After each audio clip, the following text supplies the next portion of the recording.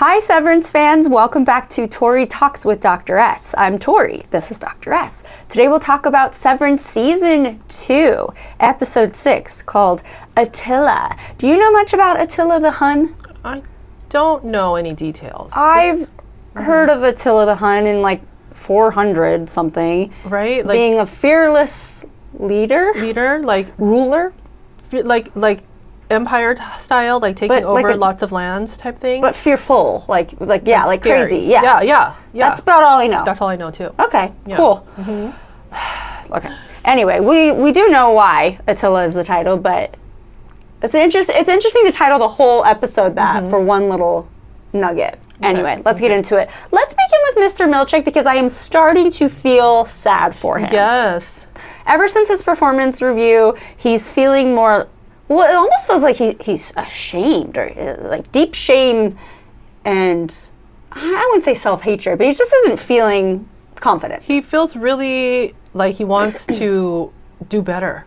Yeah. But like the things that he was criticized for, I don't even think were like legitimate. In Lumen world, it is. So he's practicing putting the paper clips on the papers, the sheets of paper. It looks like he's going to be there for a while because he's got two very large stacks. So, because that was one of the contentions. The other one was to stop using big words. Yes. So instead of eradicate childish folly, it somehow morphs into grow up. But he's saying this in the mirror, and then all of a sudden it just is grow. Yeah. Grow. And I think that's him like motivating himself, but in a way I feel sad for him. Right? But that's what he was saying to Miss Wong, right? Yes. So he was trying to like simplify, but it started to me to sound very like aggressive. Yeah. Like he was like mad. Yes. So it was just, that whole scene was very like disturbing. I know, that's why I'm kind of. Yeah, I know, I do feel for him because he feels inadequate. Yeah. And I don't know. He's kind of off doing his own thing too while the refiners are just running amok, basically. Oh, yeah, but, they are. I guess he needs to get himself right. Anyway, okay, let's talk about Dylan. So Innie gets another visit from his outies wife, Gretchen, but they have a lot of chemistry. And all I can think is like, if I could go back to like when I first fell in love with my husband, like maybe that's how she feels. Yeah. So she's like really savoring it. This whole storyline is so fascinating to me because she's kind of cheating on her husband. It's like a pass. With her husband. And she's lying. It doesn't know that to her husband about what she did with her husband. It's a lot. My brain hurts watching this show. It's like I want to draw diagrams for myself so I can keep track You should write it of here. what's happening. And you feel really, it's like the severed people are two people. Yeah. And you feel bad for like one of them, their innie or their outie, or vice versa. Yes. You know? It's kind of wild. It is. Yeah. Wow. I mean, they end up hugging and kissing, and they kind of have flirtatious banter and chemistry. So yeah, when they show her with her outie husband, her husband, it's obviously not the same because it's like marriage is taking its toll or whatever. It's just time, and they have kids, and the reality of everyday existence is like taking its toll. It's just the reality, right? So he's talking about wanting to buy a car, and she doesn't like that. She almost seems a little bit, maybe even annoyed, and then doesn't tell him. She lies about the visit, like, oh, it just didn't work out. So fascinating. She must be really loving this, like. Yeah.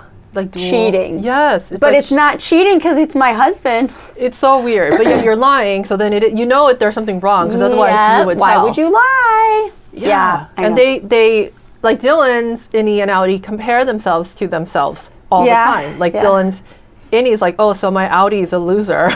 Sounds like his outie just keeps trying different things. He's trying to find his footing in life, what he's good at, maybe. Yeah, right. And that's okay. And that's okay. Yeah, poor guy. I know. So Innie Dylan, he does end up at the beginning of the episode telling Helly and Mark about the map of the hallway that Irv left for him. But then that's kind of really all you see of him. Yeah, with them. Because he's got his own narrative going on, which is very interesting. With Gretchen, Okay. Well, while he's off doing his thing, Mark does end up telling Helly that they slept together, but he says it by way of, we shared vessels. I don't know if I can get on board with that one. That's a new one, but I mean, that is kind of awkward to be like, hey, like you and I, we slept together. It was good of him to tell her. I'm glad that he didn't keep it a secret for a long time, because the longer he waited, the more mad she would be. Yeah. But yeah, the way he revealed it was so awkward. He said it so quiet, and she was like, "Wait, what? Who? What?" I feel bad for her. She was upset by it. She even took off her heels and sat in the corner and Like a child. She was very infantile in this episode. The acting, I thought was amazing. A+. Yeah, I was like, she just felt so like she doesn't know what's going on. Like somebody took my body, but it's really like was the other person's body first. Yeah. You know, this whole like dual like innie versus outie thing. Is just this episode especially was really good.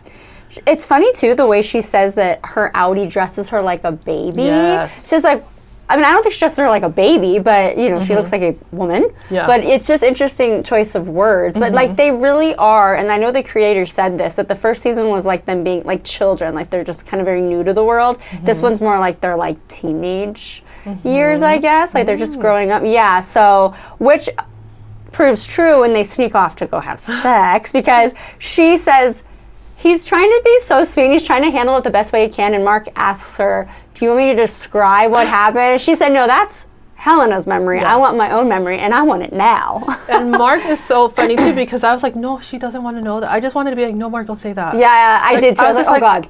No, Please don't be awkward. Don't. Yeah. So they decided to semi-recreate it, right? They want a tent, but it's really just under a desk. Yeah. It's under a plastic sheet. And I guess it is her innie's first experience with sex. If you think about it, we really did experience that. So interesting. Wow. Anyway, on their way back, they're kind of like giddy, so cute. And then she said, was it different? And then he gives this really sweet kiss.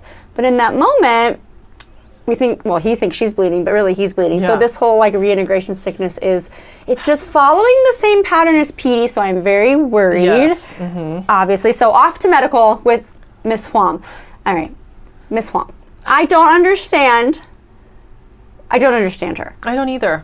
I don't understand why you're there. Why does she have to be a child? I know there's some theories that she is Gemma and Mark's child. But how could that be? I just don't think so. They wouldn't know. She hasn't been dead that long. I just don't think so. Yeah, I don't think so either. And then he said, Mr. Milchek earlier on said something about her fellowship, that this is a fellowship. Like she's a student. Right. I don't know. It's awkward with Miss Huang. Yes. And is she severed? Because... Right. Is she like a Miss Casey deal? I don't know. Yeah, like a boxed version? Yeah. Yeah, because how could, like, why would she be there? Exactly. Whose child is she? And who signed off on this? Who let her go work there? Yeah, exactly. So, but she's apparently medical also. I don't know. She's just kind of like everything, whatever they need her for at the moment. Anyway, when she is trying to take his vitals, he has that whole back and forth between work and home. And then he just kind of is there with Ragabi, and he's just sick of it. I feel like this is just really taking a toll on his body and mind. And so he's like, I'm going to go out and get food. He goes to a restaurant. Guess who shows up? She's following him. Helena. 100%. So you know what? I'm back to my theory that I said. I don't know if I said this to you privately or on here, but I think that she was like in love with him in the real world, and being the powerful family that she is, she was able to take Gemma out, put her in there like as to like get her away, because she kind of did when she was like, oh, your wife Hannah, you know her name is passive Gemma. Aggressive. Yes, and then she's like, yeah, it was a car accident, right? Like almost rubbing it in his face that she did that. So you think, I don't think we talked about this then. So like from before Gemma was dead, she already knew about him. Maybe like she was one of his students, or you know, because he was a professor, or maybe a fellow professor, or I don't know. That was just my theory. And then also the fact that they kind of played around with. He said, "Oh, taking me to meet Dad already." It was just like this, like. Yeah. What's going on here? And maybe it was only to show that they do have chemistry on the outside as well as the inside. I don't know, but it just seemed like she followed him there. And yes, you could argue that it's just because she wants to keep tabs on him because he knows something from that OTC that happened. Or she's in love with him. And she was totally fine with sleeping with him. She didn't have to do that. Well, that was extra. Not sure how I feel about, like, I have to think more about how long she's been in love with him, but I kind of have thought that she fell in love with him or became kind of like obsessed with him by watching all those videos with Helly, and seeing Helly have all this intimacy and like kind of romance with him. and she doesn't get to have it. It's like a competition with Helly. So when she saw that, I think she liked that Helly, remember when it showed Helly kissing him? And she kind of smiled, kind of liked it, but she got to him first. Yeah. Intimately? She's like stealing her innie's boyfriend. Yeah. Like, you're So an complicated. Egan, you can do whatever you want, but you have to steal your innie's boyfriend? That's kind of pathetic. I don't know, I feel like there's some history here. Like, she did not have to sleep with him in that tent. But, I mean, imagine. Yeah. You know, like kind of a stranger, and you're like, Yeah. I'm totally fine to do that. Or she enacting revenge on Helly because Helly tried to, like, chop her fingers off and kill herself. I see. So maybe it's not even just, she's It's like a complicated, like, boy, it's like- complicated. like nemesis now. Helly's like her nemesis. That's true. Because That's my very outlandish theory, but like it though. oh, thanks. See how it We plays got to out. work out with something, right? We got to figure Yeah. something out. So he does know who she is because he works for Lumen. He knows that she's a like public figure. yes, but it almost seemed like at the end of their interaction, he maybe thought like, wait, I've seen you before. Because remember when he was going back and forth between work and home, she was sitting on his counter. So I think he kind of maybe put something together there. Yeah. And then he leaves. He's mad because he goes home and he's like, no. Speed this reintegration process up. Let's do this, right? So they do, and then she has to end up, Ragabi has to inject him with something to flood his chip. That was hard to watch. Wasn't it hard to watch? Well, I'm a medical professional, but I mean, I could, like, if you want to, like, feel it, yeah, that would be horrible, right? It's a big hole in his head. It sure is. Just right there under the skin flap. Dang it, it is, yeah. Under the skin flap, yes. Well, while this is happening, he's having, I mean, visions, but he's also clearly in pain and uncomfortable. Yeah. And then Devin shows up. Great timing, Devin. And he's very irritable with her. And he's having trouble concentrating. And then something happens with the water. Either he can't grab the glass of water, or he's just It's like a depth perception thing. yeah. He was maybe. like, he just couldn't get yeah, it. So, yeah. and then he passes out. And he starts foaming at the mouth, Yes. which is kind of scary. Not a good sign ever. So then, well, the jig is up. Ragabi has to come up to see what's wrong, and Devin's like, "Who the hell are you?" So that'll be interesting to see what happens with that dynamic going forward, right? Oh my gosh. All right. We can't forget about our favorite refiner, Irving. I call him Irv. So he's going to dinner at Bert's house, Bert and Field's house, right? And I think it was interesting that Bert said he was brought to Lumen by Jesus. This was great. This whole scene was amazing. whole It was dinner like, scene. from the lighting. It was like dark, and then you would just see Intimate. light on the certain sides of their faces, and they were having this exchange about Jesus. And, Yes. and that his innie could go to heaven, but what was wrong with his outie? Like, was his outie very bad? It wasn't. Was it said? Made it seem like he wouldn't be He going could not to- possibly yeah, go. Right. As long as part of you goes to heaven, your whole We got to figure out soul will why go. that is. Are the souls not one anymore? They separate them. Does that what the number sorting is about? Exactly. Yeah, I don't know. But Fields is obviously very uncomfortable by this, knowing that the innies of these two men probably had an intimate relationship, and he just flat out says, "Did you guys have unprotected sex?" And yeah, I get it. Sexual partner, you want to know. They don't even know. But they can't even answer. It's like, how awkward is this? yeah, right? I feel really bad for Fields. But he lets something slip that Bert has been working for Lumen for 20 years, and he said something about when you had a meeting with your Lumen partner, your partner from Lumen. So, and then, yeah, Bert's kind of like, well, no. Because Irv says, well, I thought it's only been it's only been there for 12 years. So right? that made me suspicious too. Like, okay, so were you severed? Were you around before Severance? Like, Exactly. I still am not 100% sure if Bert was is a actually, part of this. He maybe knows everything. I don't think there's any evidence And that's to why he say for invited sure. him in. Maybe he wants a big happy family. They have to keep them close, right? Yeah. So they don't start spilling Yeah. secrets or whatever, or like trying to do the Yeah. OTC again. And yes, Maybe but he's saying that he doesn't know because pretending that he was severed, yeah. but he's really just trying to find out more. I don't know.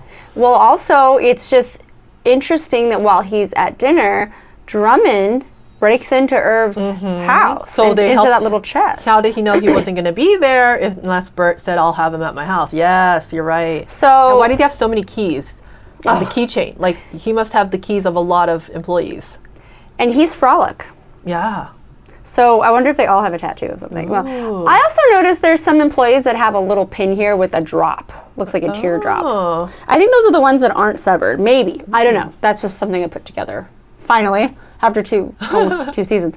Anyway, so hopefully we figure that out. So I do want to point out something at the beginning when Mark is talking to Ragabi about the hallway and like kind of what he sees and about bargaining, which is the stage of grief, right? He said something like, oh, you think maybe if I bargain, like maybe if I like would drink less and listen more. Now I had another theory, and I don't know if I said this just to myself, that maybe Gemma wanted out because maybe he did drink too much, or maybe they didn't have a great relationship, and maybe this was her way out. For all we know, he was abusive. He can get pretty grouchy sometimes. Oh, like maybe she went to be severed before he did. Yeah, like maybe she wanted to fake her death so she could get out of this. Maybe that's a service marriage. they offer. Yeah. Death faking. I mean, I don't know. So we're just assuming like, Yeah. I don't know. That's I don't want to think anything interesting. bad of Mark, but then just when he said drink less, and I thought the drinking started after she died. Yeah. Doesn't sound like it. Yeah. I don't know. That's a good catch. Maybe. But that's all I have. Yeah, for that's this good. Episode. Really good episode, huh? Oh my, this was one of my favorites. Yeah. I was like, things are happening It got now. spicy. It got deep. Yeah. Like, the existential questions are out there now Yeah. about like the self, like the parts of yourself, and like, oh my Yeah. gosh. I don't know. More to come. Yeah. All right, everybody. Let us know what you thought of this episode of Severance. Comment below. We'll see you next time.